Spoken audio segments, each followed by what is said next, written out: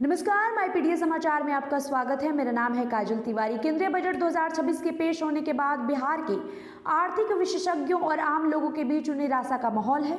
जानकारों का मानना है कि मोदी सरकार के केंद्रीय बजट 2026 में बिहार के लिए ऐसी कोई विशेष घोषणा का योजना नहीं है जो सीधे तौर पर राज्य की अर्थव्यवस्था को नई गति दे सके।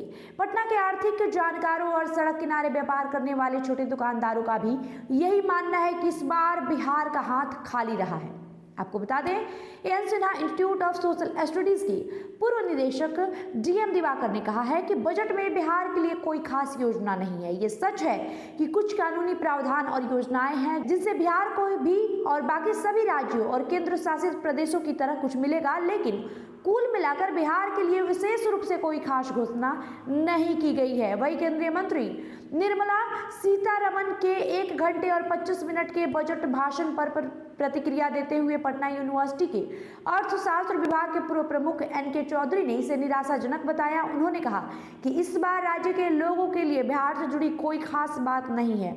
इस लिहाज से ये बहुत निराशाजनक है। हालांकि कुछ लोगों ने इस बजट को बिहार का बजट बताया क्योंकि कई घोषणाएं राज्य से जुड़ी हुई थी। वहीं से लेकर जानकारों का कहना है कि बिहार के लिए खास घोषणाओं की कमी राज्य में जल्द चुनाव न होने से जुड़ी हुई है। डीएम दिवाकर ने कहा कि 2024-25 और 2025-26 के केंद्रीय बजट में बिहार के लिए घोषणाएं आकर्षक थी क्योंकि चुनाव होने वाले थे। अब जब वो खत्म हो गया तो बिहार को भुला दिया गया है। उन्होंने कहा कि ऐसा लगता है कि राजनीतिक विचारों के आधार पर अन्य क्षेत्रों को फायदा हुआ है। तो कहीं ना कहीं ये जो बजट पेश हुआ है, केंद्र सरकार ने जो बजट पेश किया है, उसे लेकर जो बिहार के जानकार हैं वो यही कह रहे हैं कि पहले यानी पिछले साल जो बजट था उसके मुकाबले इस बार का बजट बिहार के लिए हितकारी नहीं है, बिहार के लिए फायदेमंद नहीं है, क्योंकि पिछले साल बिहार में विधानसभा चुनाव होने वाले थे।